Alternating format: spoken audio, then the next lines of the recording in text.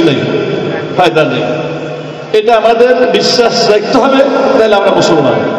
যে ইসলামই সত্য, আর ইসলাম ধর্ম ছাড়া যত ধর্ম আছে এই যুগে সবই বাতিল, মিথ্যা। আর কেউ যদি মনে করে ইসলামও ঠিক, অন্য ধর্ম ঠিক, আল্লাহকে কেউ মসজিদে ডাকে, কেউ মন্দিরে ডাকে, কেউ গির্জা ডাকে, লাকুম দীনুকুম ওয়ালিয়া দিনের অপেক্ষা করিয়া কেউ যদি কথা বলে, সেই কসম করে বলতেছে অমুসলিম, সে কি কাফের। এর মাঝে আর হিন্দুর মাঝে কোনো পার্থক্য নাই, এর মাঝে আর ইহুদি খ্রিস্টানের মধ্যে পার্থক্য নাই যে মুসলমান হইয়া মনে করে সব ধর্ম এই যুগে ঠিক, সব ধর্ম এই যুগে ঠিক, সব কিতাবে এই যুগে ঠিক। আল্লাহকে কেউ মসজিদে ডাকে, কেউ মন্দিরে ডাকে, কেউ গির্জায় ডাকে, এই বিশ্বাস যারা করে তারা অমুসলিম। তারা কি? এই জন্য আমরা মুসলমান, এটা বিশ্বাস করতে হবে, এবং মুসলমানই হক। ইন্নাদ দীন ইনদাল ইসলাম ওয়া ইয়াবতাগি গায়রাল ইসলামি ফালা ইউকবালু মিনহু। ইসলাম ছাড়া অন্য ধর্ম কেউ পালন করলে আল্লাহ কবুল করবে না। পালন করতে পারে, আও হুয়া ফিল আখিরাতি মিনাল খাসিরিন, ক্ষতিগ্রস্ত হবে, জাহান্নামী হবে। কেন? সেই পুরাতন ওষুধ খাইতেছে। পুরান ওষুধ বেচা নিষেধ, খাওয়া নিষেধ, দণ্ডনীয়। এই বিশ্বাসে আমরা, এই বিশ্বাস ইসলামের, এটা কোরআনের এবং হাদিসের বিশ্বাস, এই বিশ্বাসের ভিত্তিতেই আমরা মুসলমান।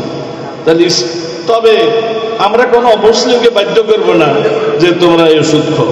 আমরা বলবো এটা ওষুধ, তোমরা যেটা খাচ্ছ এটা বিষ, এটা বিষ খাচ্ছ, এটা তোমাদের চিকিৎসা হবে না। আমরা এটা বলবো লা ইকরাহা ফিদ্দীন, ইসলামের বাড়াবাড়ি না। ওমা আলাইনা ইল্লাল বালাগ, আমরা দায়িত্ব পৌঁছে দিব। ইসলাম হক, আল ইসলাম হকুন ওয়াল কুফরু বাতিলুন, আর ইসলাম নূরুন ওয়াল কুফরু যুলমাতুন। ইসলাম হক, অন ইসলাম বাতিল, ইসলাম আলো, অন ইসলাম অন্ধকার। এই কথা আমরা দাওয়াত দিব। ওমা আলাইনা ইল্লাল বালাগ। তবে কে মানলো কে মানলো না, এটার বাড়াবাড়ি নেই। আখিরাতে বিচার হবে। আখিরাতে কি হবে? এর নাম হলো লাকুম দীনুকুম ওয়ালিয়া দিন। রাসূলের দাওয়াত যখন মানে নাই, তবে যে তোমাদেরটা নিয়ে তোমরা থাকো, আমারটা নিয়ে আমরা আছি। আমাকে বাধ্য করিও না তোমাদের দলে যাওয়ার, আমিও তোমাদেরকে আর বাধ্য করবো না যে তোমার দেশ না, তো তোমাদেরটা নিয়ে তোমরা থাকো, আমাদেরটা নিয়ে আমরা আছি। বাড়াবাড়ি নেই, কিন্তু আমাদেরটা হোক। কারটা হক? যদি ইসলাম ছাড়া অন্য ধর্ম হক হইতো, নবী কেন যুদ্ধ করলেন পত্তলিকদের সাথে? নবী কেন যুদ্ধ করলেন ইহুদির সাথে? নবী কেন যুদ্ধ করলেন খ্রিস্টানের সাথে? ইসলামে হোক, কোরআনে হোক, সুন্নাহ হোক, আর সব কি বাতিল। তবে আমরা বাধ্য করবো না যে তোমরা এটা গ্রহণ করো। এখন ইহুদি, নাসারা, হিন্দু, বৌদ্ধ, এরা জেনে শুনে বিষ খাইতে আছে। আমরা বলি এটা বিষ খাইতে আছে, মরো, আমাদের দায়িত্ব নেই। আমরা তো দাওয়াত পৌঁছে দিয়েছি তাবলীগের মাধ্যমে। কোথায় দাওয়াত পৌঁছে নাই? লা ইলাহা ইল্লাল্লাহ মুহাম্মাদুর, সারা পৃথিবীর আনাচে কানাচে পৌঁছে গেছে না? পৌঁছে নাই? এখন বাকি আছে দাওয়াত। তাবলীগের উসিলায় সারা পৃথিবীতে দাওয়াত পৌঁছে গেছে। পাহাড়ে, পর্বতে, নদীতে, নালাতে, হাওয়াতে লা ইলাহা ইল্লাল্লাহ পৌঁছে গেছে। এই যে তাবলীগ জামাত বর্ডারে আজান দেয়, এই তাবলীগ জামাত বিমানেও আজান দেয়, এই তাবলীগ জামাত হেলিকপ্টারে আজান দেয়। লা ইলাহা ইল্লাল্লাহ আজান দিয়ে নামাজ পড়ে, কোনো ভয় করে না। আওয়াজ পৌঁছে গেছে সব জায়গায়। এরপরে কেউ যদি মুসলমান না হয়, আমরা মুসলমানরা দায়িত্ব নাই দাওয়াত পৌঁছে দেওয়ার পর। আর দাওয়াত যদি না পৌঁছে, তারা অপরাধী নয়, আল্লাহর কাছে বাঁচতে পারবে যে আমাদের কাছে দাওয়াত আসে না। দাওয়াত আসার পর ইসলাম না মানলে সবাই কি অপরাধী? তখন সবাই কি? তাহলে ইসলামে হোক, এ কথা আজকে বুঝলাম। 2 নম্বরে, মুসলমানের দলিল কয়টা? আমরা কয় দলিলে মানব? 3টা দল হয়ে গেছে মার্কেটে। এক দল বলে শুধু কোরআন দলিল, আর কিছু দলিল নেই। কোরআনে আছে মানবো, কোরআন নাই মানবো না। নাউজুবিল্লাহ। যারা বলে শুধু কোরআন মানি আর কিছু মানি না, হে কাফের। হে কি? কাফের। এখন সন্দেহ নেই, বাংলাদেশে আছে, ভারতে আছে, পৃথিবীতে আছে এই দল। নিজকে বলে আমরা আহলে কোরআন, মানে আমরা কোরআন ভাবা ঠিক, মানে হাদিস না। আমি যে আয়াতটা তেলাওয়াত করেছি, মা আতাকুম রাসূলু ফাখুযুহু ওয়া মা নাহাকুম আনহু ফান্তাহু, হাজার হাজার আয়াত আছে, একটা বললাম। বুখারী শরীফের ঘটনাটা আছে। রাসূলের প্রিয় সাহাবী ইবনে মাসউদ যিনি খাদেম ছিলেন, উনি একদিন বলতেছেন যে সমস্ত মহিলা বাড়তি চুল লাগায় তারা অভিশপ্ত। নকল চুল লাগায় না, চুলকে লম্বা করার জন্য। আর যারা আলপনা লাগায়, শরীরের মধ্যে সুই দিয়ে বিভিন্ন ছবি আঁকে, আলপনা কি বলেন আপনার, হ্যাঁ, তারা অভিশপ্ত। হাদিসে আছে ওয়াসিলা মুস্তাসিলা ওয়াসিলা মুস্তাসিমা, অভিশপ্ত। উনি বলতেছেন এই সমস্ত মহিলার অভিশপ্ত। এই উনি বদয়া দিতেছেন। তো এক মহিলা এসে বলতেছে, মহিলার নাম হলো ইয়াকুবের মা, উম্মে ইয়াকুব। আসি ইবনে মাসউদ, আপনি নাকি এই মহিলাদেরকে অভিশাপ দেন যারা বাড়তি চুল লাগায়, যারা আলপনা লাগায় কলেজের মেয়েদের মতো, আপনি নাকি ওদেরকে লানত দেন। তো উনি বলেন, আমি কেন লানত দিব না? এই মহিলাদেরকে যাদেরকে আল্লাহ লানত দেয়, নবীও লানত দেয়, আমি কেন দিব না? তখন ইয়াকুবের মা কি কয়, ইবনে মাসউদ, হাদিসে থাকতে পারে লানত, কোরআনে তো নেই। ওই মহিলা মানে কন্টেস্ট করছে, কোরআনে তো নেই। তখন ইবনে মাসউদ নবীর খাদেম, সবসময় নবীর সাথে থাকে, উনি বলছেন কোরআনে আছে। এই যে বাড়তি চুল যারা লাগায় এবং যারা শরীরে আলপনা করে এর অভিশপ্ত, এটা শুধু কোরআন না হাদিসেও আছে, উঠে আছে। মহিলা কয় না হাদিসে নেই, কোরআনে নেই। আমি কোরআন জিনিস পারা শুরুতে শেষ পর্যন্ত পড়েছি, আমি কোথাও দেখি না এই মহিলাকে আল্লাহ লানত দিয়েছে। আপনি কোন আল্লাহ লানত দিয়েছে, নবীও লানত দিয়েছে। লাও কারাতি হে অজাতি, এ ইয়াকুবের মা, তুমি যদি ভালোভাবে কোরআন শরীফটা তেলাওয়াত করতে, তাহলে দেখতে নবীকে মানতে হবে, লেখা আছে, এই হাদিসে আছে। আমি তো পাইতেছি না। তখন ইবনে মাসউদ বলেন, এই আয়াতটা আপনি পান নাই? মা আতাকুম রাসূলু ফাকুযুহু ওয়া মা নাহাকুম আনহু ফান্তাহু। আল্লাহ পাক বলেন, আমি হযরত মুহাম্মদকে নবী করে পাঠাইছি, হযরত মুহাম্মদ যা বলে তোমরা তা মানো, আর হযরত মুহাম্মদ যার থেকে বাধা দেয় তোমরা বিরত থাকো। এটা কোরআনে আছে। তাহলে নবী হযরত মুহাম্মদে বলা, আল্লাহ বলা এক কথা, আর হযরত মুহাম্মদে বাধা দেওয়া, আল্লাহর বাধা দেওয়া একই কথা। উনি আল্লাহর প্রতিনিধি। মা ইয়ানতিকু আনিল হাওয়া ইন হুয়া ইল্লা ওয়াহয়ুন ইউহা। নবী নিজের থেকে কোনো কথা বলে না, আল্লাহ থেকে অর্ডার না আসলে। গুপ্তায় আল্লাহ বুত গরচে আজ হলকুমে আব্দুল্লাহ বুত। হযরত মুহাম্মদের কথা আল্লাহর কথা, যদিও মুহাম্মদের মুখ দিয়ে আর গলা দিয়ে বাইরে দিতেছে কথা কার? আল্লাহর। সুঙ্গা মুহাম্মদের, যেমন আমি ওয়াজ করতেছি সুঙ্গা দিয়ে বাইরে। সুঙ্গা কি কথা কয়? সুঙ্গা কথা কয়? কথা তো আমি বলতেছি, সুঙ্গা দিয়ে বাইরে। এই জন্য হযরত মুহাম্মদ আল্লাহ সুঙ্গা, হযরত মুহাম্মদ আল্লাহর বাসী। আল্লাহ যা ভাষণ দেয় হযরত মুহাম্মদের মুখ দিয়ে বাইরে হয়। বলেন সুবহানাল্লাহ। ইবনে মাসউদ বলেন, কোরআনে তো বলতেছে হযরত মুহাম্মদ আল্লাহর সঙ্গে, হযরত মুহাম্মদ বলতেছে আলগা চুল লাগাইলে অভিশাপ, আর আলপনা লাগানো অভিশাপ, হযরত মুহাম্মদ বলছে। তো এক পূর্ণ শিখে যাচ্ছে। তাহলে বলেন কোরআনও মানতে হবে, সুন্নাহও বলেন কোরআনও মানতে হবে। এই জন্য যারা বলে কোরআন মানি হাদিস মানি না, ওরা কাফির। বলেন তারা কি? আরো জোরে বলো কি? কোরআনের সাথে কি মানতে হবে? হাদিস মানতে হবে। কেন? কোরআনে বহু কথা অস্পষ্ট, এটার ব্যাখ্যা নবী দিয়েছে। নামাজ কেমনে পড়বো কোরআনে নাই, যাকাত কেমনে দিব কোরআনে নাই, হজ কেমনে করবো কোরআনে নাই, রোজা কেমনে রাখবে কোরআনে নাই, আছে গেলে এগুলা কর। কিন্তু নবী বলছে আল্লাহ ফি রাসূলিল্লাহ উসওয়াতুন হাসানাহ। আল্লাহ বলছে হযরত মুহাম্মদের মাধ্যমে শিখো। গাইডকে হযরত মুহাম্মদের ব্যাখ্যা, হযরত মুহাম্মদের ব্যাখ্যা না মানলে আমরা নামাজও পড়তে পারবো না। এই জন্য যারা বলে কোরআন মানি হাদিস মানি না, ওরা কাফের। বলেন ওদের মাঝে হিন্দুর মধ্যে কোনো পার্থক্য নাই, ওদের মাঝে ইহুদি নাসের মধ্যে নাস্তিক মুরতাদ কোনো পার্থক্য নাই। গেল আবার কোরআন গেল, সুন্নাহ গেল, এগুলো আরো দুইটা। ইজমা কিয়াস, একটা কি বলেন? ইজমা কিয়াস। ইজমা কিয়াস যারা মানে না তারা বাতিল, কাফের বলা যাবে। দলিল চারটা, দুইটা দলিল বড় কোরআন সুন্নাহ, আর দুইটা দলিল ছোট। একটার নাম দলিল আসলিয়া, একটার নাম দলিল ফরিয়া তবিয়া। একটা হলো ওহী দলিল, একটা ওহী খফি। এই জন্য বড় দুই দলিল কোরআন সুন্নাহ, এটা অস্বীকার করলে কাফের। আর আরো দুইটা ছোট দলিল আছে, এটা ইজমা কিয়াস। কোরআন হাদিসে না ফেলে তখন ঐক্যমত এবং কিয়াস, এটা ছোট দলিল। এই দুইটা না মানলে বাতিল। বলেন কি কাফের? আমাদের এই বাংলাদেশে আছে আরেক দল, তারা কোরআনও মানে হাদিসও মানে, তবে ইজমা কিয়াস মানে না। তারা আহলে হাদিস, কিন্তু তাদের কাফের বলা যাবে না। তারা কি বাতিল? তারা কি বাতিল? কেন? ওই দুই দলিলের ছোট দলিল। আমরা যারা হানফি এই বাংলাদেশের, আমরা যারা সুফি, আমরা যারা তরিকত ভক্তি এই বাংলাদেশ, ইসলাম আসছে তরিকতের মাধ্যমে, খাজা মঈনুদ্দিন চিশতির মাধ্যমে, হযরত শাহজালালের মাধ্যমে, সুফিদের মাধ্যমে ইসলাম আসছে। এই বাংলাদেশ হাজার বছর থেকে আমাদের উলামায়ে কেরাম সব হানফি, একবারে হাজারে মনে করেন 999 জন হানফি, অন্য দলের কবাস। এবং আমাদের যত বুজুর্গ, যত আল্লাহ ওলি, সবগুলা মাযহাবী, সবগুলা মাযহাবের অনুসারী, সবগুলা সুফিবাদ তাসাউফের অনুসারী। সবাই বলেন দলিল সেটা কয়টা? কোরআন, সুন্নাহ, ইজমা।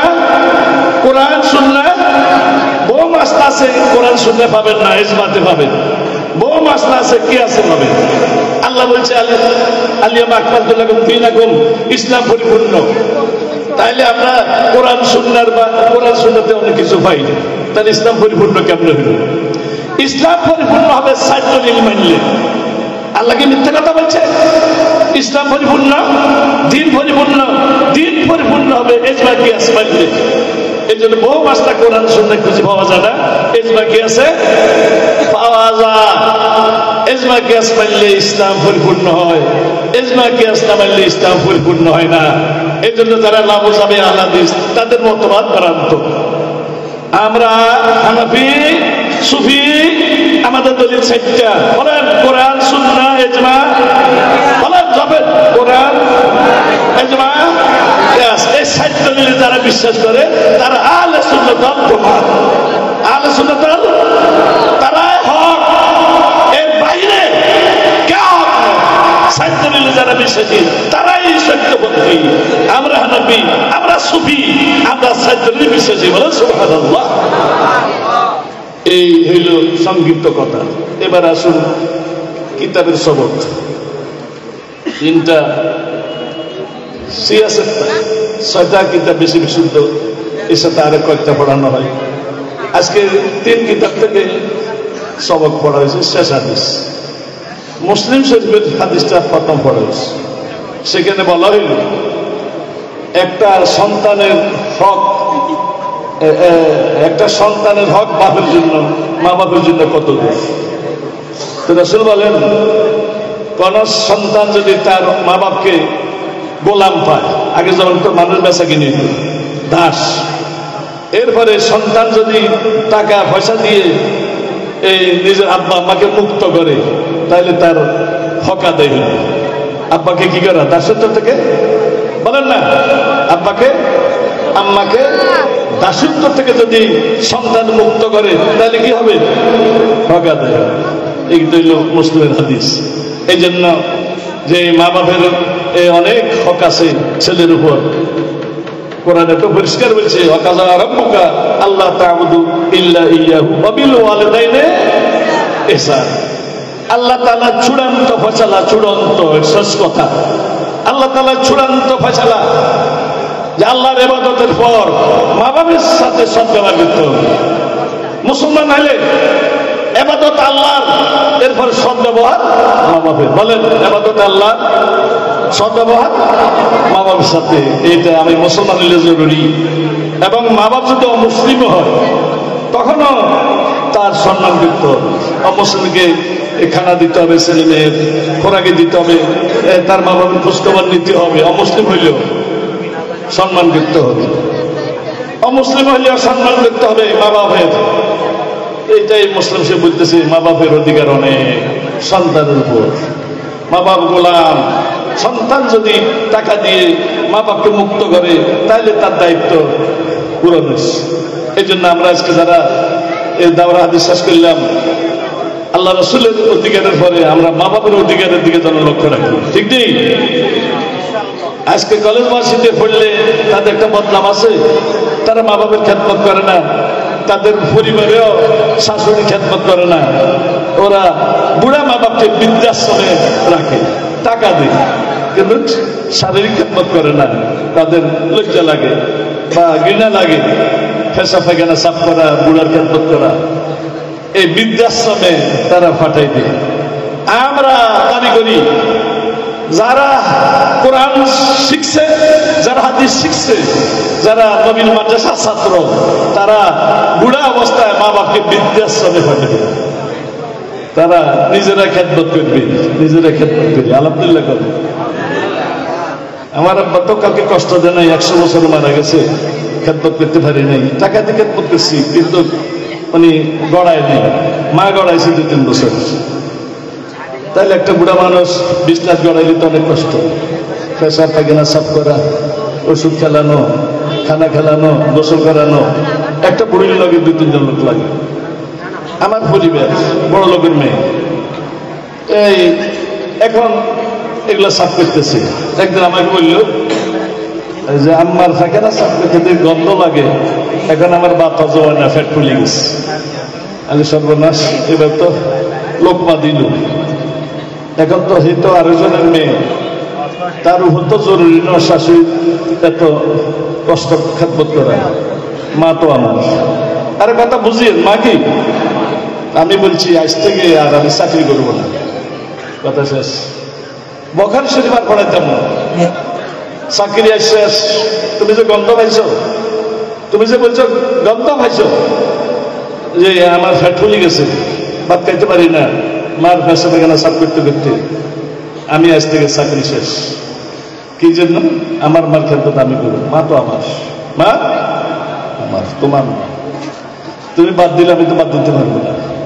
আর আশা করি আমি নাকে টানাও মানবো না, মার পায়খানা নাক খোলা রাখবো, নাক খোলা রাখি, আমার মা বাপের পেশা পায়খানা আমি সাফ করবো, নাক খোলা থাকবো, ইনশাল্লাহ আমার ফ্যাটে বলতো না, বমি হইতো না।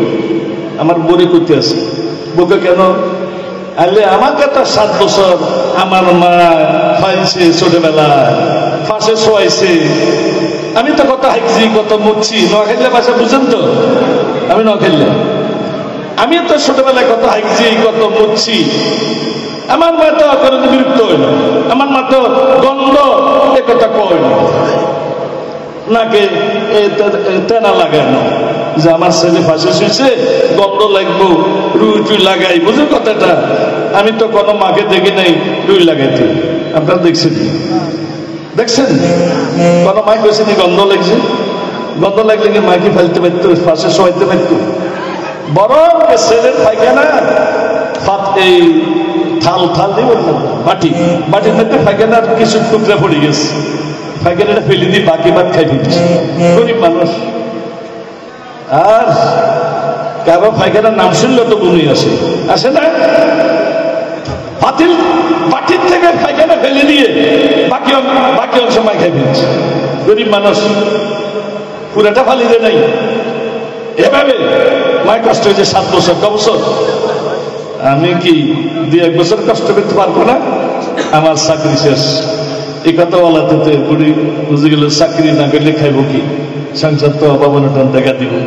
তখন বউ কয় ঠিক আছে, আমার যত কষ্ট হোক খেদমত আমি করুন, আপনি চাকরি করেন। এবারে কাজ এই করতেছে, আমি চাকরি করতে আছি। আল্লাহ আকবার। এখন আমার মা দেখলো যে বাপের বাপ পরের মেয়ে বৃদ্ধাশ্রমে আমার নিল না, আমার পেশা পায়খানা রোজানা সাফ করতেছে, আমার ছেলের বদলায় মেয়েটার দেওয়া আমার কিছু দেওয়া লাগে। আমার ভাই বোন সবাইকে দেখছে, যাতে বিয়ে শাদী হয়ে গেছে। এই আমার একটা ওসিয়ত, উইল কি, আমার স্বামীর থেকে যার সম্পত্তি পাইছি আমি সব হারুনের বলে দান করলাম। আমার নাম হারুন, আমার কাছে কি আল্লাহ মা আছে, হারুন। আমার সব সম্পত্তি কারে দান করলাম? হারুনের বরে, মানে আমার পরিবারকে ম্যাডাম কয়, আমরা বিবি কই, বুঝলেন, আহলিয়া, তবলিগা আহলিয়া কয়। হারুনের বউ গ্রামের বাসায়, হারুনের বরে আমি কি দিলাম? সব সম্পত্তি দিয়ে দিলাম খেদমতের বদলায়। তোমরা কি রাজি আছো? আমার ভাই বোনের সবাইকে রাজি।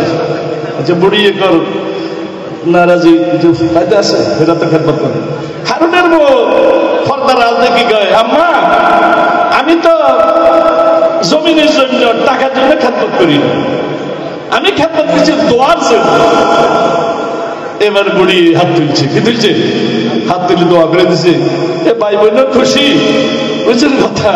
এখন বুড়িয়ে দেখলো যে যাক আমার সম্মতি এক জায়গায় যাবে না, সব জায়গায় যাবে। বিতরিত চাচ্ছে সবাই পাক।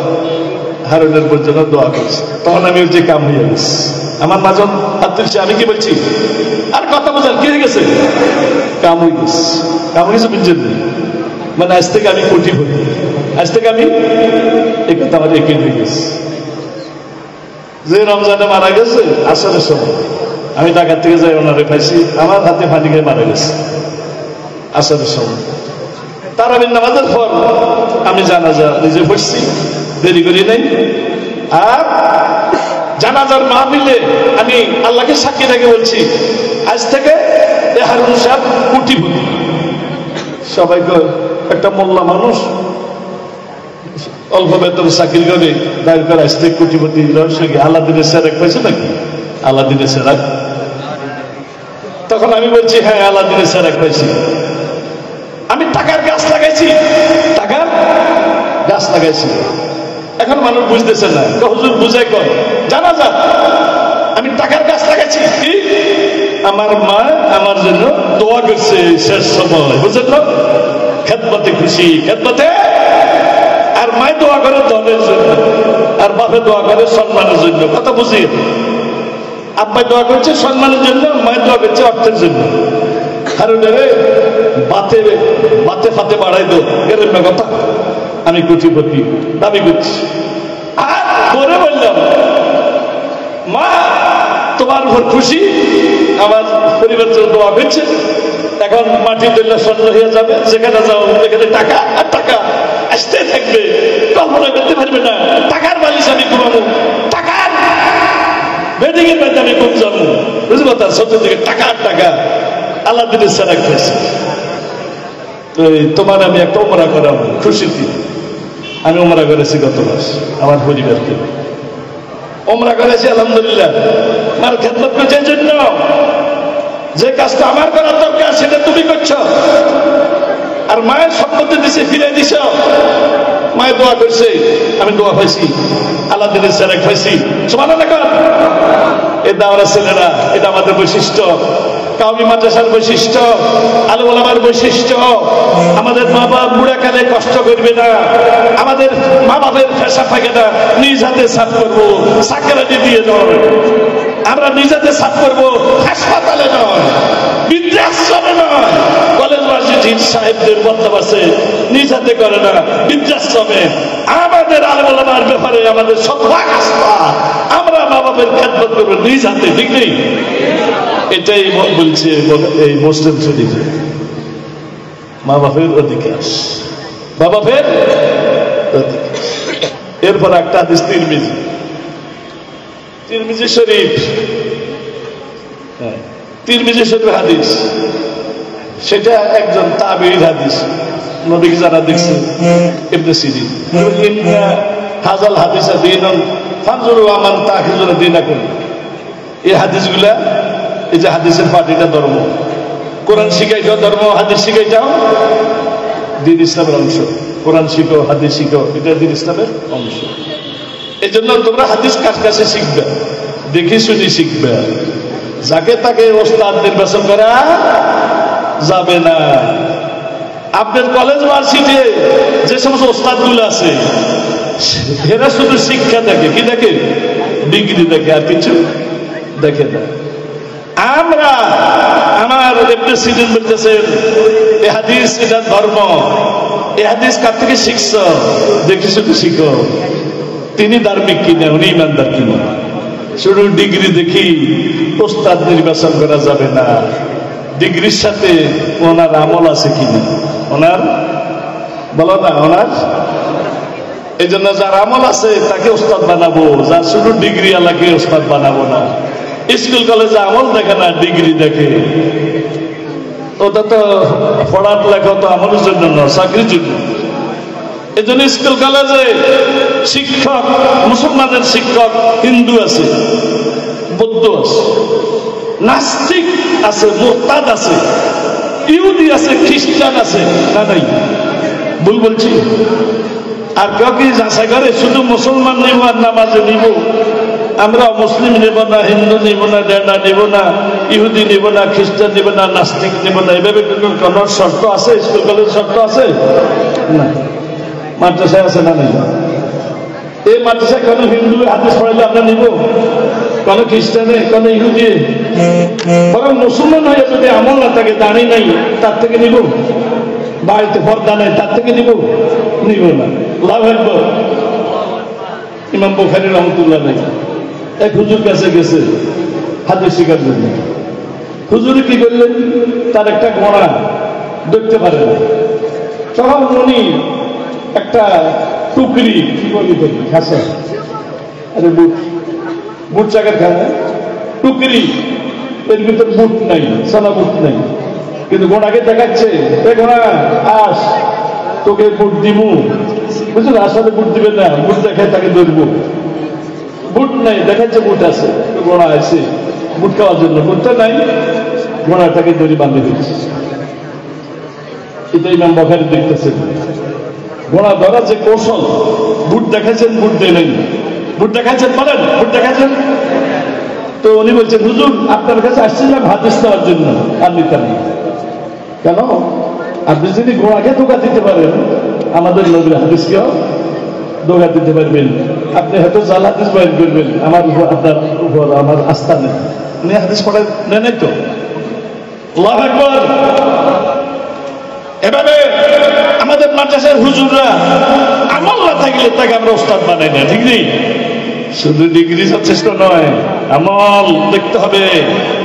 হাদিস শরীফ আছে, কোন মা বাবা যদি ছেলেকে দেখায়, ওয়াদা দেয়, এ ছেলে তোর বিস্কুট দেবো, তোর চকলেট দেবো, ওয়াদা দেয় না, পরে আর দেয় না, এটা ধোঁকাবাজি হবে, এটা গুনাহ, কবিরা গুনাহ হবে।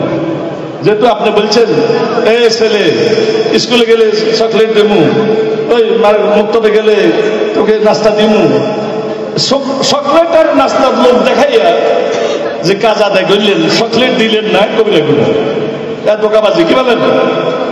বলেন কি? এটা দিতেই, যেহেতু আদা করছেন, চকলেট দেন, দিতে না দিলে, হ্যাঁ এটা কৌশলে না, মিথ্যা কৌশল চলবে না। যাক ভাই, যে তিরমিজি শরীফের হাদিস টেলে এই ওস্তাদ নির্বাচন করবে পরেশগার, কি বলো? পরেশগার কাছে বড় পরেশগার এরা। এই ফল বলা হয় না, এই গাছ তোমার কি নাম? তো গাছে কি কয়? ফলে কথা কন না, ফলে পরিচয়, ফলে পরিচয়। আলহামদুলিল্লাহ আমাদের মাদ্রাসার ছাত্ররা সতে সৎ নামাজি, সতে সৎ দাঁড়িয়েওয়ালা, সতে সৎ তাবলিগী। এতে বোঝা গেল ওস্তাদ গুলা ভালো। কি ভালো? কথা বলে না কি? এখানে পড়ালেখা হচ্ছে কিনা দেখার দরকার নাই, ছাত্র দেখলে বোঝা যায়, ছাত্র দেখলে বোঝা যাবে ওস্তাদ কেমন। আজকে ওস্তাদ জেলখানা, ওস্তাদ কেমন বোঝা যায়। ছাত্রগুলা কি অবস্থা দেখেন। কমার্সের কি দাঁড়িয়ে চাষা আছে, শার্ট প্যান্টওয়ালা আছে, টাইওয়ালা আছে, দেখতে বখাটের মতো লাগে। লাভ একবার ছাত্র প্রমাণ করতেছে ওস্তাদ গুলা ভালো। লাভ একবার। এটা কাউই মাদ্রাসার বৈশিষ্ট্য। গেল দুই হাদিস, এবার হলো বখারি শেষ হাদিস। লাভ একবার। কোরআনের পর সবচেয়ে বিশুদ্ধ। আপনাদেরকে বিরক্ত হইতেছেন ভাই? মিনাতে করে দিব, এখনো আসল কিতাব শুরু করি। আমার কষ্ট হইতেছে, তারপরে বলতেছি, বুড়া মানুষ, শোয়ার সময় এখন। এই যে বখারি শরীফ, এর সম্বন্ধে বলা হয় আসামুল কুতুব বালা কিতাবিল্লাহ। আসমানের নিচে জমিনের উপর কোরআনের পর সবচেয়ে বিশুদ্ধ কিতাব কি? বখারি। সবচেয়ে বিশুদ্ধ তো কোরআন।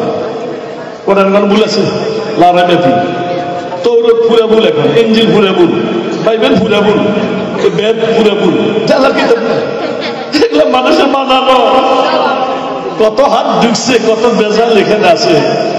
আমরা যখন তর্ক তর্ক সবাই বসি তখন দেখাই বেদ ভেজাল, তৌরাত ভেজাল, ইনজিল ভেজাল, বাইবেল ভেজাল, কোরআন কি ভেজাল? আল্লাহু আকবার, নির্ভেজাল। এরপরে বুখারী শরীফ নির্ভেজাল। সুবহানাল্লাহ, এটা একবার সমস্ত ওলামাদের একমত, নির্ভেজাল। কারণ নির্ভেজাল হওয়ার জন্য যা গুণের দরকার, শর্ত, এগুলো উনি অবলম্বন করেছে। সাথে সাথে ২৫০০ হাদিস আছে, ডবল বাদ দিলে ডবল ৮,০০০ হাদিস হবে। তাহলে ২৫০০ হাদিস লিখতে উনি ২৫০০ বার গোসল করছেন, বলেন সুবহানাল্লাহ। আর গোসল করিয়ে ২ রাকাত নামাজ পড়ছে এক হাদিস লেখার জন্য। তাহলে ২৫০০ বার গোসল করিয়া নামাজ পড়ছে কত? ৫,০০০। তোমারটা কত গান? গোসল করছে কত? ২৫০০। নামাজ পড়ছে কত? ৫,০০০। লেখি গোসল করি ২ রাকাত নামাজ পড়ি, আল্লাহ কয় আল্লাহ ইস্তেখারা হাদিসটা শুদ্ধ কিনা। শুদ্ধ তো শর্ত আছে, শর্ত অনুযায়ী শুদ্ধ। তারপর আল্লাহ জিজ্ঞেস করে এলহান, আল্লাহ শুদ্ধ নেই, আল্লাহ ইশারাতে শুদ্ধ, তুই লেখি। আল্লাহু আকবার। এভাবে ২৫০০ হাদিস এই যে তাকরার বাদ দিলে আল্লাহ থেকে ইশারা হয়ে লিখছে, এই যেটা আল্লাহর পক্ষ থেকে স্বীকৃতি পাওয়া গেছে। কি পাওয়া গেছে? তো কোরআন তো স্বীকৃতি পাওয়া গেছে, হাদিসে বুখারী শরীফ স্বীকৃতি পাওয়া গেছে। এরপর আমাদের নবীর থেকে স্বীকৃতি পাওয়া গেছে। এক লোক ইমাম শাফির কিতাব পড়তেছে, আমার নবী বলতেছেন এই ইমাম শাফির কিতাব আর কতদিন পড়বে, আমার কিতাবটা পড়তে না। তখন উনি বলেন হুজুর আপনার কিতাব কোনটা? আমার কিতাব বুখারী শরীফ। রাসূল কয় এটা আমার কিতাব, আল্লাহ কয় এটা যে হযরত মুহাম্মদের কিতাব। এটা এবং সমস্ত ওলামায়ে কেরাম ঐক্য বলছিল, ঐক্যমত। কোরআন হাদিস ইজমা কিয়াস ঐক্যমতে প্রমাণিত, কোরআনের পর বিশুদ্ধ বুখারী শরীফ। আল্লাহু আকবার। এই জন্য এটা সবচেয়ে বিশুদ্ধ। এরপরে মুসলিম শরীফ। যাক, কোরআন সুন্নাহ, বুখারী শরীফের মান শুনলেন। এরপরে এই যেহেতু ৫,০০০ রাকাত নামাজ পড়ছেন, ২৫০০ বার গোসল করছেন, আর দেশে পানির সংকট, মক্কা মদিনায় বেশি লিখছেন, ১৬ বছর লাগছে। কত বছর? এই কিতাবে লিখছে ১৬ বছর লেগেছে। এরপর যুগের ওলামায়ে কেরাম সবাইকে দেখাইছেন, হুজুর একটা কিতাব লিখছি দেখেন তো। এরা দেখি মাশাআল্লাহ, কোরআনের পর এটাই সবচেয়ে বিশুদ্ধ হাদিস। যুগের বড় আলেমেরা অভিমত দিয়েছেন। কি দিয়েছেন? এই যে এটা মকবুল হয়ে গেছে। এই কিতাব কে গেছে? মকবুল। ১২০০ বছর চলতেছে এর বয়স। আল্লাহ থেকে স্বীকৃতি পাওয়া গেল, নবীর থেকে স্বীকৃতি পাওয়া গেল, সপ্তাহ যুগে ইলহামের মাধ্যমে স্বীকৃতি পাওয়া গেল। এরপরে এটার বরকত আলাদা। কোরআন খতম করে দোয়া করলে যে দোয়া কবুল হয়, বুখারী শরীফ খতম করে দোয়া করলে দোয়া কবুল হয়। এই কিতাব যে ঘরে থাকে এ ঘরে আগুন লাগে না। এই কিতাব যে নৌকাতে থাকে নৌকা ডুবে না, জাহাজ ডুবে না। আর দুর্ভিক্ষের সময় কিতাবে রাসূলের দোয়া করলে বৃষ্টি নাজিল হয়, রহমতের বৃষ্টি নাজিল হয়, মহামারী দূর হয়। এরপর যে কোনো বড় বড় সংকটে যুগে যুগে ওলামায়ে কেরাম মুসলমানেরা খতম করে দোয়া করছে, তারা ফায়দা পাইছে। এক মুহাদ্দিস বলে আমি ১২০ বার পড়েছি, ১২০ নিয়তে আমি ১২০টা ফায়দা পাইছি। এই জন্য চট্টগ্রাম সে দেশে বুখারী শরীফের দর্শনতে কোরআন কত খতম হয়, ৩০ পারা। আমাদের বসুন্ধরা খতম হয়। এক এক খতমে যারা পড়া ৫০,০০০, ৪০,০০০, ৩০,০০০, ২০,০০০ টাকা হাতিয়ে দেয়। আল্লাহু আকবার। ফায়দা পায়। প্রত্যেক মাসে ২-৪,০০০ টাকা আমাদের পকেটে ঢুকে বুখারী শরীফ খতমের পয়সা গেল। যারা ফায়দা পাইছে তারা টাকা দিয়ে পড়ায়। আর দুনিয়ার উদ্দেশ্যে টাকা দেওয়া যায়, দেওয়া যায়। যখন কোরআন পড়ি টাকা নেওয়া যায়, দেওয়া যায় দুনিয়ার উদ্দেশ্যে। সূরা ফাতিহা পড়ি, এক সাবি ৩০টা ছাগল নিস। নবী কয় আমারও কিছু অংশ তো, বেশি হালাল। আর সবের জন্য কোরআন পড়ি পয়সা নিলে না যায়। যখন মুর্দার খতম, বুঝলেন?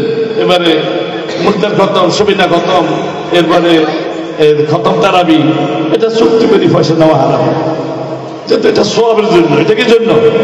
সওয়াবের জন্য। হ্যাঁ, কোন রোগের জন্য, চিকিৎসার জন্য, দোকানের জন্য, বাড়ির জন্য, বিয়ার জন্য নিয়ত করি কোরআন পড়েন, টাকা দেন, বুখারী শরীফ পড়েন, টাকা দেন, জায়েজ। জায়েজ না, শুধু ডবল জায়েজ। ইন্না আহাল্লা মাত্তাখাযু আলাইহি আজরান কিতাবুল্লাহ, আহাল্লা বলে এসমে তাফসীর, ডবল হালাল। দুনিয়ার উদ্দেশ্যে কোরআন পড়ি পয়সা নেওয়া, দুনিয়ার উদ্দেশ্যে বুখারী শরীফ পড়ি পয়সা নেওয়া হালাল না, শুধু ডবল হালাল। বলেন কি? ডবল হালাল, হালাল। আর সওয়াবের জন্য পড়ে নিলে হারাম, গুনাহগার। সারা বছর ওনারা বুখারী পড়ছেন, আজকে শেষ হবে। আজকে কি হবে? শেষ হয়ে গেছে। আপনারা যেখানে 50,000 টাকা বসুন্ধরা লাগে আমাদের কাছে, যদি আপনি পড়াইতে চান 50,000 টাকা দিতে হবে।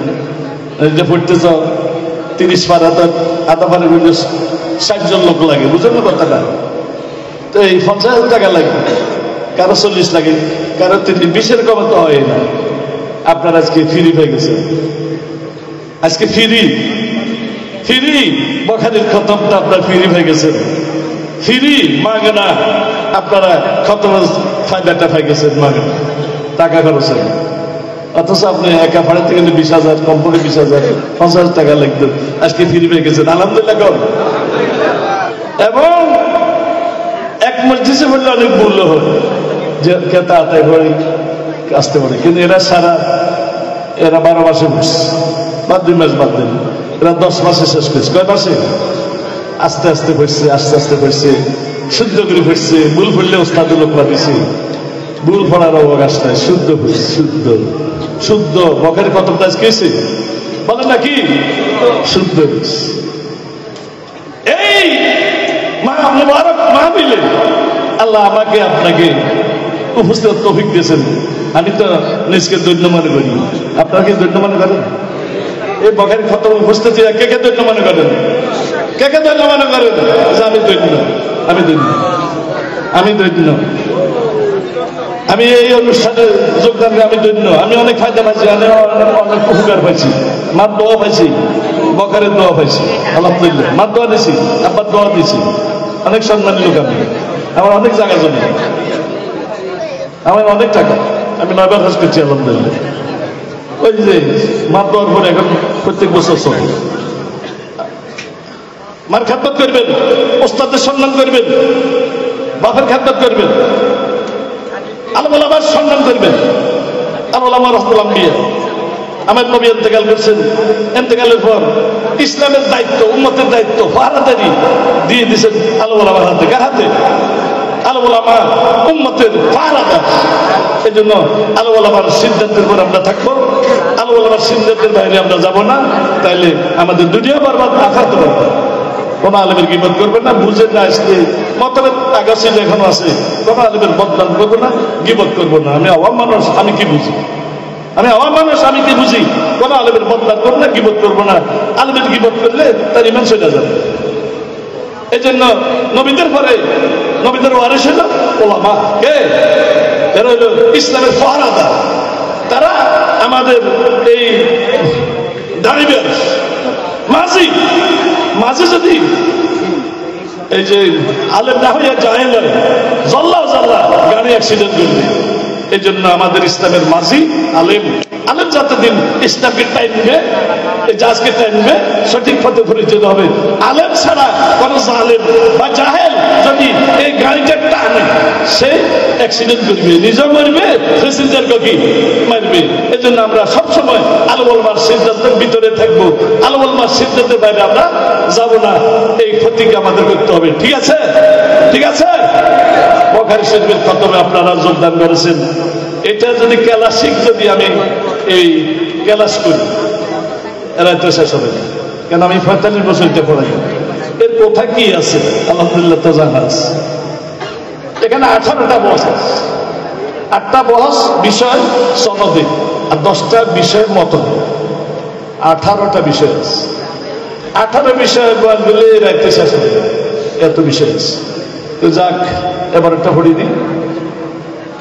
ইমাম বুখারী রহমাতুল্লাহ বলেন, বাবু কাউলিল্লাহ তাআলা, আল্লাহ তাআলার একটা বাক্য আছে, ওয়ানাজাউল মাওয়াজিন আল কিসতা লিয়াউমিল কিয়ামা, কিয়ামতের দিন আমি ইনসাফের পাল্লা স্থাপন করব। মানে আমরা যে আমল করছি দুনিয়াতে, এগুলার আল্লাহ ওজন করবে। ওজন করার জন্য পাল্লা লাগবে, কি লাগবে? আল্লাহ পাল্লা স্থাপন করবে।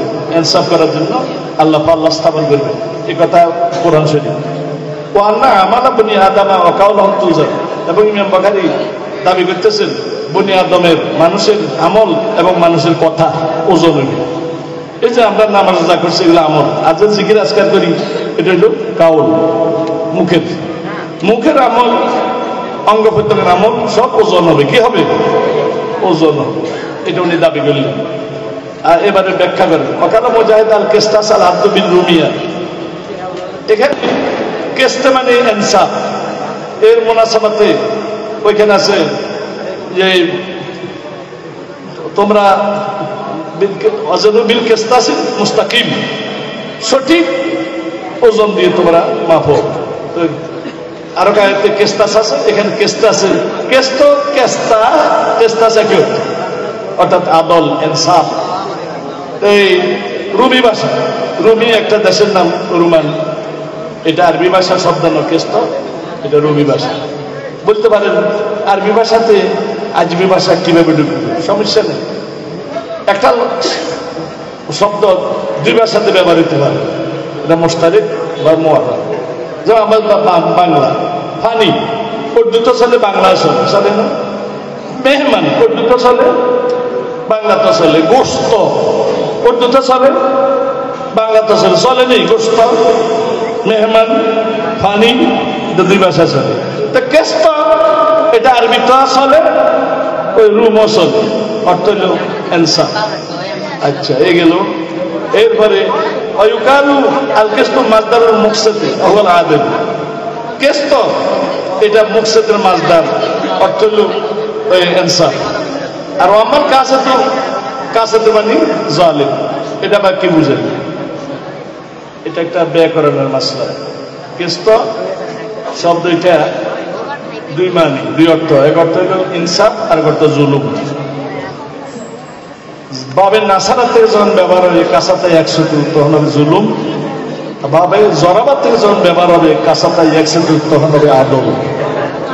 বাবের পরিবর্তনে অর্থের পরিবর্তন, এ কথা উনি দেখালেন। আচ্ছা, এরপর হাদিস একটা নিয়ে আসলেন, সেখানে হলো রাসূল বলেন দুইটা বাক্য রহমান অর্থাৎ আল্লাহর কাছে প্রিয়, সেটার উচ্চারণে সংক্ষেপ, তবে ওজনে খুব ভারী হবে। দাঁড়িয়ে পাল্লাতে যখন দিবে এই দুইটা বাক্য ভারী হবে। সেটা কি? সুবহানাল্লাহ বিহামদিহি সুবহানাল্লাহিল আযীম।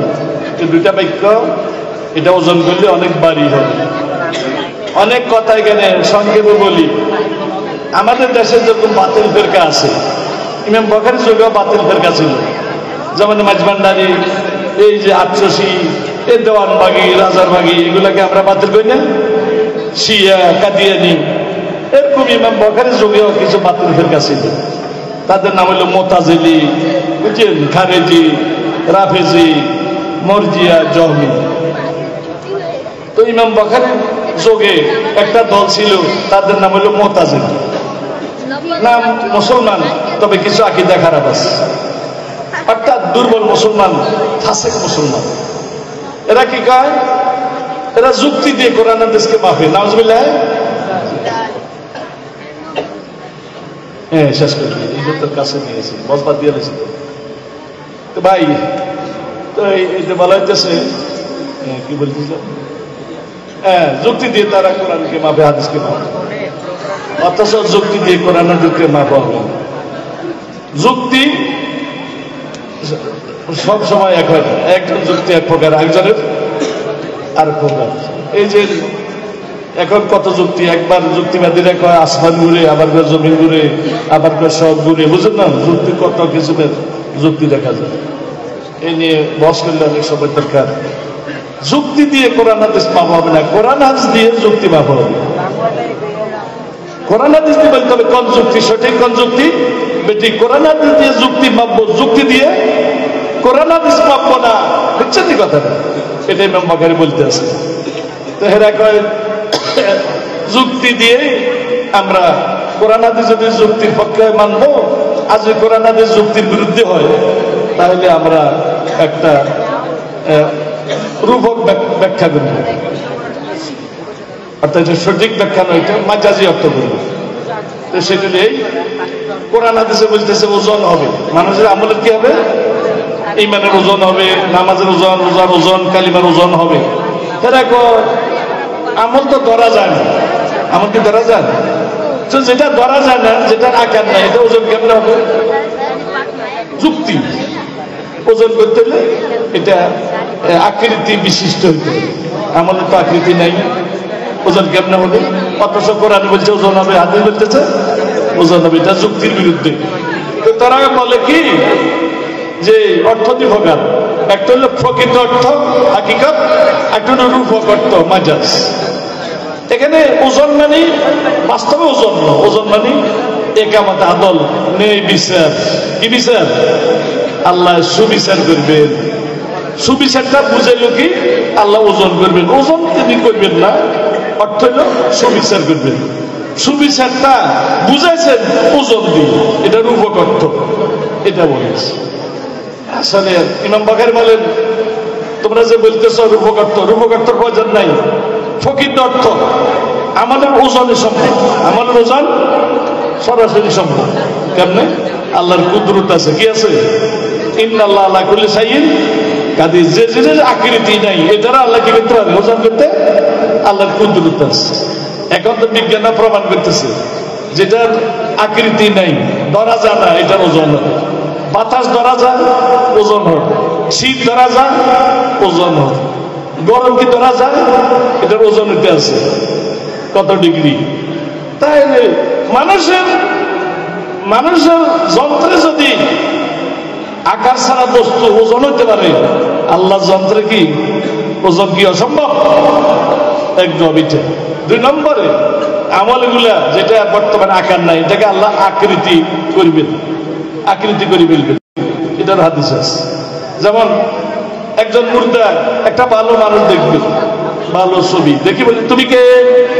তখন সে বলবে আনা আমলুকাল এই সালেহ, আমি তোমার ভালো আমল, তোমার ভালো আমলগুলো আমি ভালো ছবি হয়ে গেছি। আরেকটা বিশ্রী লোক মুর্দার সামনে আসবে, বল তুমি কে? তখন ওই লোকটা বলবে আনা আমলুকাল খাবিস, তুমি যত খারাপ কাজ করছো আমি এই খারাপ ছবি ধারণ করেছি। তাহলে আমল, ভালো আমলে ভালো আকৃতি ধারণ করবে, আর খারাপ আমল খারাপ আকৃতি ধারণ করবে। আল্লাহ তাআলা ওই আকৃতির ওজন করবেন। কার ওজন করবেন? আকৃতির। এক জোয়া। 3 নম্বর, আল্লাহ তাআলা আমলকে মানুষের ভিতরে ঢুকাইয়া মানুষ দিয়ে ওজন করবেন।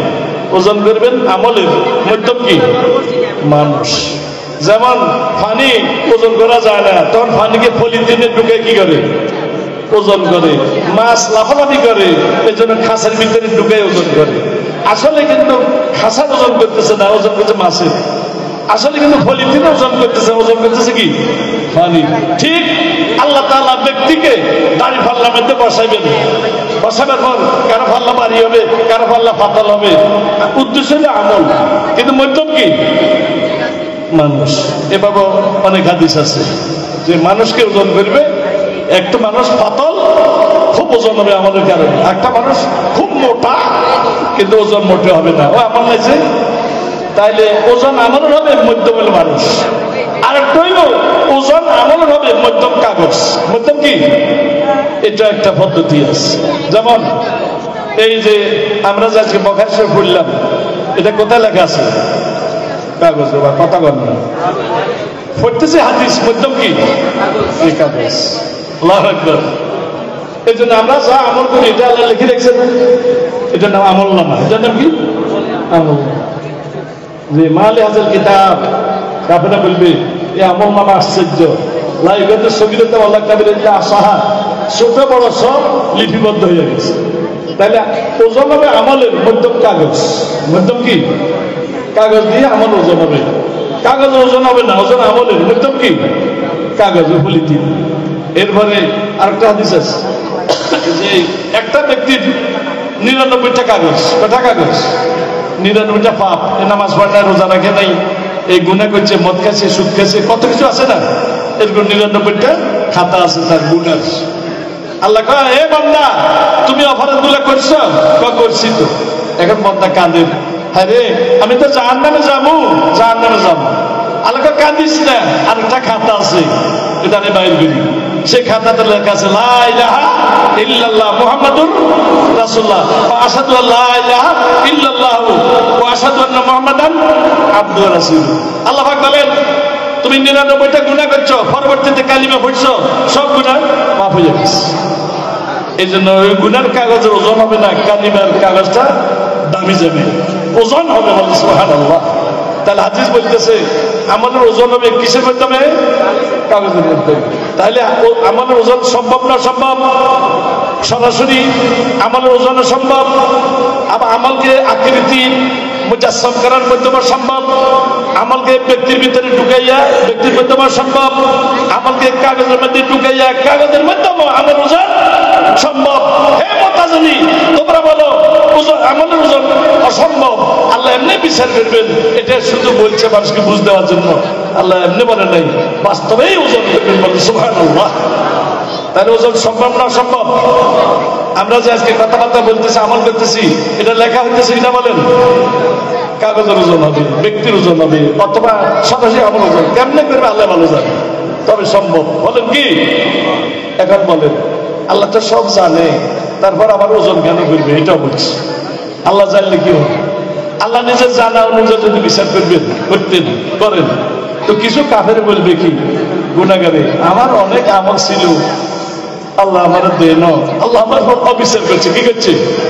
যে আল্লাহ কয় দেখ তোর আমলগুলো লেখা আছে, সবগুলো আমি হেফাজত করেছি, সংরক্ষিত আছে, আমি অবিচার করি নাই।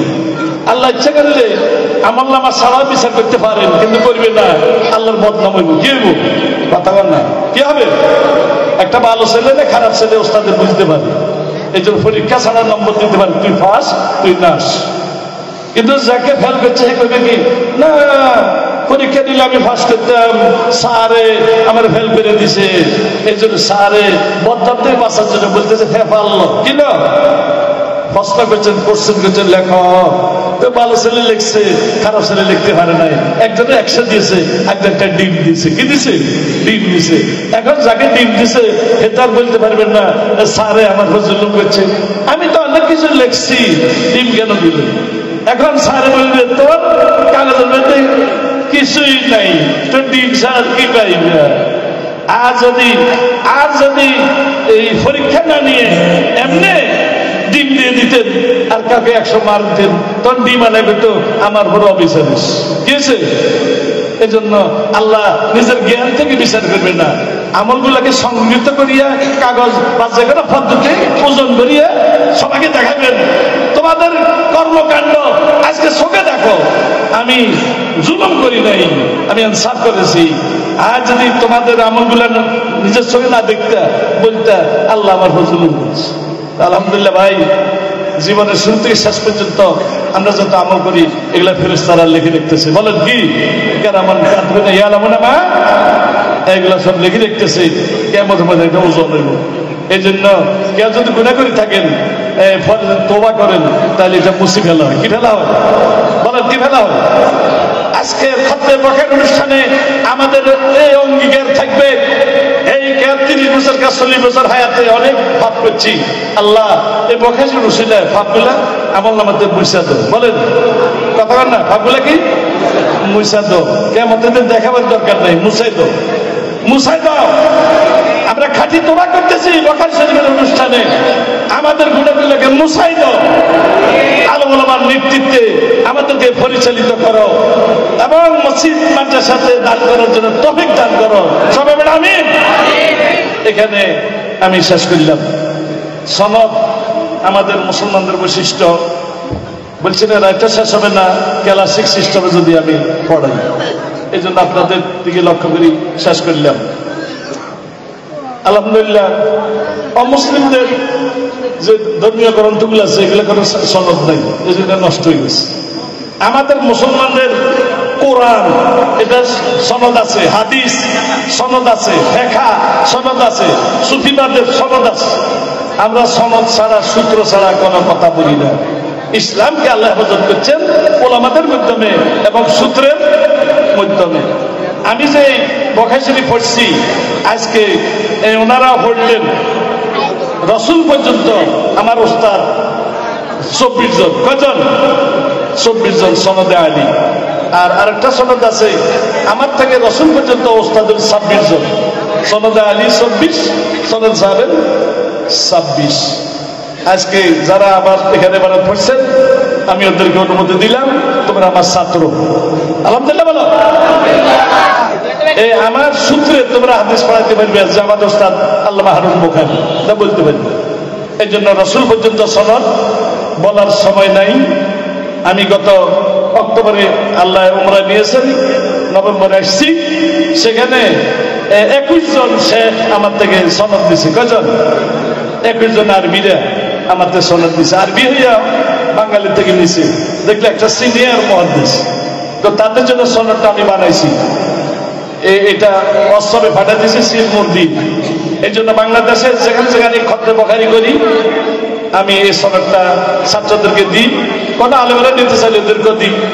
আমার প্রধান ওস্তাদ এখানে দেওবন্দ মাদ্রাসার যিনি 2 কম 60 বছর প্রিন্সিপাল ছিলেন মানা কারি তৈয়ব রহমতুল্লাহ, সেই কারি তৈয়ব সাহেব আমার ওস্তাদ।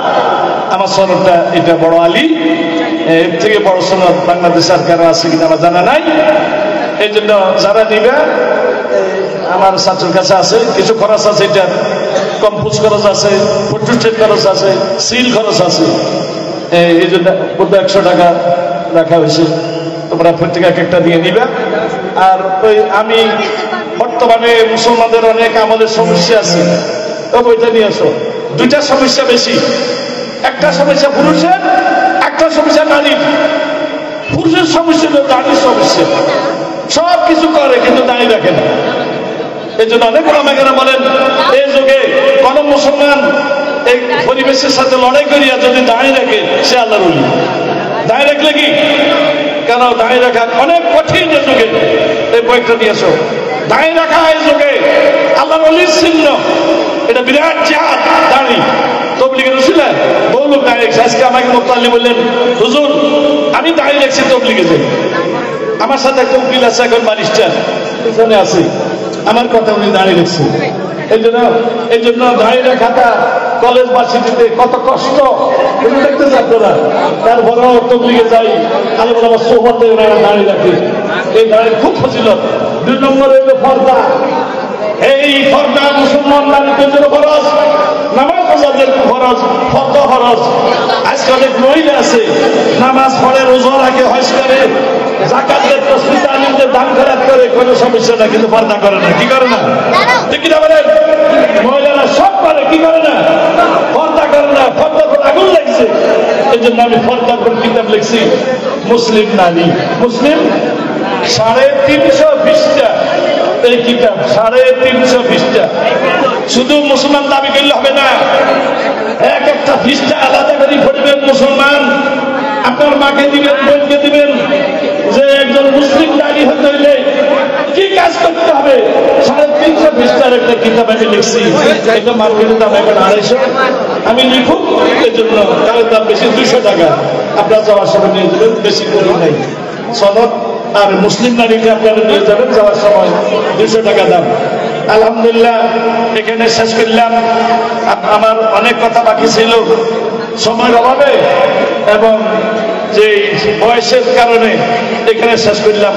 আল্লাহ তাআলা আমাদের সবাইকে যে আমাদের দেখ মকসুদ পুরা করে, আমরা যে আশা এখানে আসছি আমাদের আশাকে আল্লাহ যেন সফল করেন। সবাই বলে আমিন। আলহামদুলিল্লাহ রাব্বিল আলামিন। আলহামদুলিল্লাহ, হুজুর অত্যন্ত দামি এবং মূল্যবান কথা বলেছেন। হুজুরকে পেয়ে আমরা সত্যি আনন্দিত। এখনই দারুল হাদিস এবং সমাপনী ছাত্রদেরকে হুজুর পাঠে পড়িয়ে দিবেন। আজকে যখন আমি দারুল হাদিসের নাম ঘোষণা করবো, তাদের সাথে তারা উপস্থিত হবেন, তাদেরকে মানুষের পক্ষ থেকে বেশ পছন্দ করবো। তার আগে মাদ্রাসার ক্যালেন্ডার প্রিন্ট করা হয়েছে, অফিসে রাখা আছে। আপনারা যারা নিতে আগ্রহী তারা অফিসে যোগাযোগ করে ইনশাআল্লাহ মাদ্রাসার ক্যালেন্ডার নিয়ে যাবেন। আরেকটা বিষয় হচ্ছে আপনাদের জন্য আতিথেয়তার ব্যবস্থা করা হয়েছে, ইনশাআল্লাহ আপনারা সকলেই